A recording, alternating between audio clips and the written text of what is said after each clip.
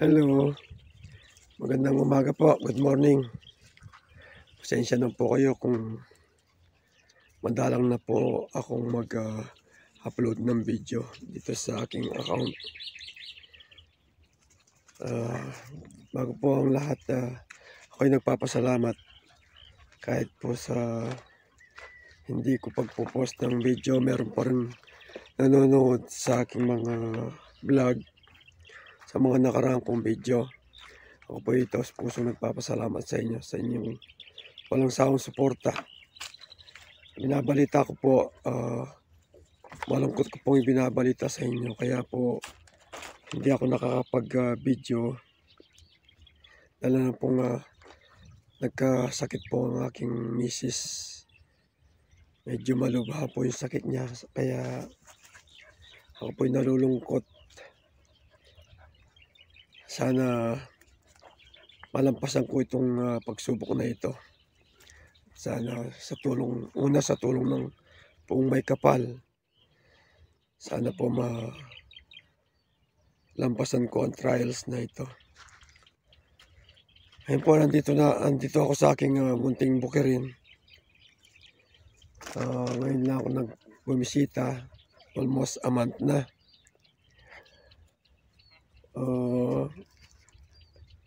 Ito pong aking lupain ay ibinebenta ko na. Kabuuan ng 1.8 hectares, tiga 600 per square meter po ang halaga. Ito po ay malinis na at mayroong tanim na gulay. Ito po ipapakita ko sa inyo. Ayan po, ito sana magtatanim ako ng tubo. Malinis na nung pinalinis ko to eh. Kaya lang sa nakaraang araw at maraming pagulan ay tumubo na naman yung damo. Tapos nga po yun, nagkasakit yung aking misis. Yun po yung isa kong deep well irrigation. Yan po yung location niya. Meron pong tanim na gulay, sili, talong, string beans. Itong kamuting kahoy, ka-harvest lang ng isang araw.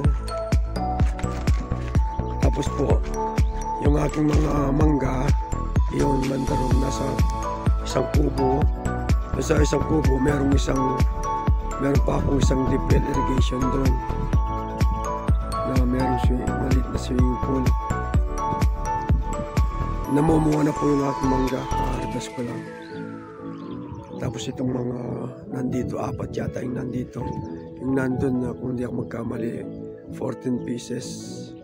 Tapos meron na akong 6 na golden mango.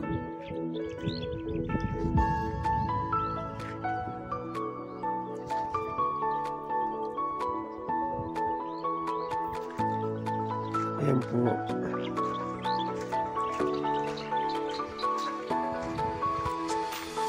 Kaya po ding bagong talim na siling Jamaica, yung malalaki po yung bunga. Ginagawang dynamite. Ito yung matandang siling panigang.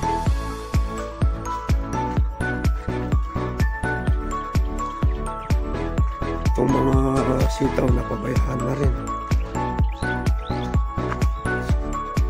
Ayan po yung pinag-harvestan ko ng kamuting kahoy.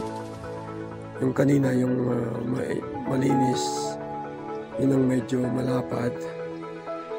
Ayan po. Dito naman yung frontal, parang letter L. Medyo maliit po yung frontal ng aking lupain. Ayan po yung aking mga mangga na golden mango. Yung isa namunga na, hindi ko pa nalagyan ng tukod kasi po yung mga bunga ayan, lalaki. Yung bandaron kailangan lagyan ng tukod.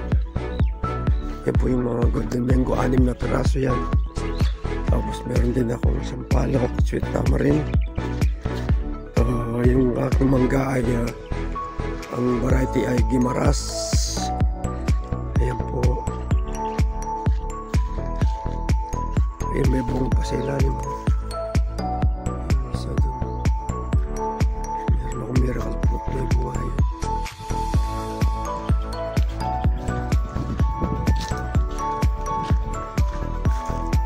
Meron pa konti-konting bunga dito. Kaya pinarabas na siguro ng buhay ko. Kasi nga hindi ako napapagawin din eh.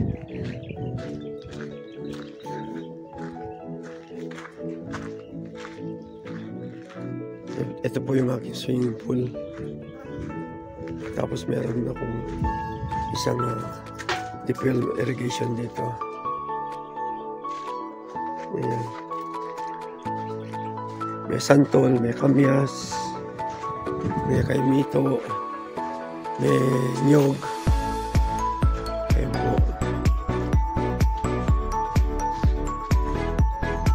Kung sino man po yung gustong bumili dito sa aking lupain, kontakin nyo lang po ako sa cellphone number na 0920-2988-068. Ito po yung aking tindang pa. Katapos po nito, pupuntahan ko naman yung aking tubuan na pinapasuyod ko dahil nung isang araw pina-apply ko ng abono na urea. Nakakuha ng saging si Kuya. Anong klaseng saging to? Saging sabang maliliit. Patikman na.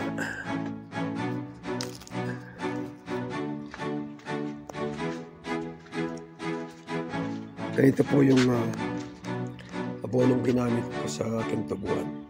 Ito naman ay gagamitin sa mga natitira kong kamuting kahoy.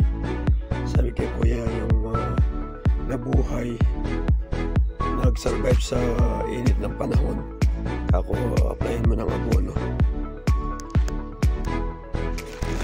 Liliit ng mga talong.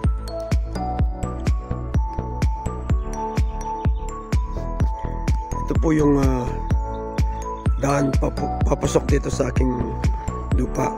Yung pong nakikita yung mga poste na yun po yung cemented na daan. Yan yung mga poste ng pelco.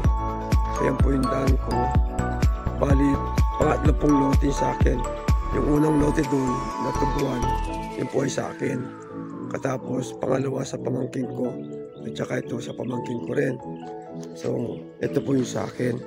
Kaya yung frontal niya, medyo maliit, katapos nasa loob po yung malaking kalakihan niya. So ayun po, punta tayo dun sa aking ipapakita ko po sa inyo yung pag-araro, pagsusuyot ng aking tubuan. Ito po yung sinasabi kong daan papunta sa sementadong daan. Ayan po itong nakikita nyo yung tubuan na to, ang bandang kanan, yun po yung sa akin. Ito pinakuha rin ng pamangkin ko sa kanya. Ito sa akin, ito pinapasuyod ko kasi bagong abono. So titignan natin. Umuwi siguro yung operator ng traktora.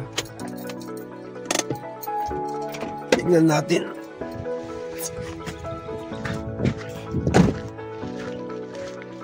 Ito na ano na, nadaanan na. Ito po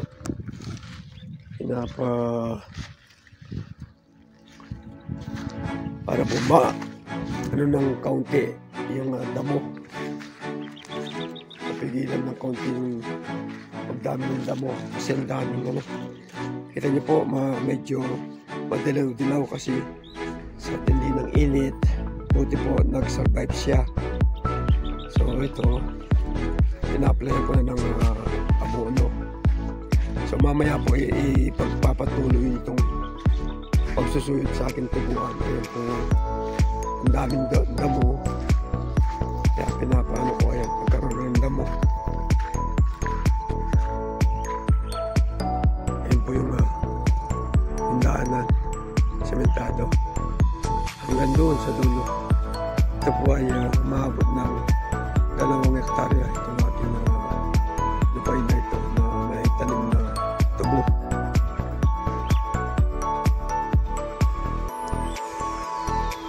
Namimiss ko na tuloy yung pagpunta rito sa bukid kahit walang ganong kita sa bukid. Iba yung nakalakihan mo na araw-araw pupunta ka dito, maglalakad, pinapawisan, kahit na ang ulam mo ay isang tuyo, tsaka asin o itlog. Nakaka-miss na pagpunta sa aking bukid. Kaya ako'y nalulungkot sa nangyari sa aking kabiyak. Nangangailangan ko ng malaking halaga. Kaya po naisipan kong ibenta yung aking lupain doon. Sana po merong isa sa inyo sa mga nakapanood dito. Kung hindi man kayo interesado, pakishare ito pong aking video at pakisabi sa mga nais bumili ng lupa na mahilig magtanim sa agriculture. Ready for planting na po yun. Malinis na. Ako po'y nakikisuyo sa inyo. Tulungan niyo po sana akong may benta yung aking lupa lang kasi kailangan ko talaga yung malaking halaga. Yun po, maraming salamat. Muli po ako'y nagpapasalamat sa inyo. Ito ang inyong lingkod sa Yakabud, Farmer Senior Citizen ng Pampanga. Sana po ipag-pray nyo kami ng aking kabiyak na sana malampasan namin itong pagsubok na ito. Maraming salamat po. Ingat po tayo. God bless. Jesus love us. Bye-bye.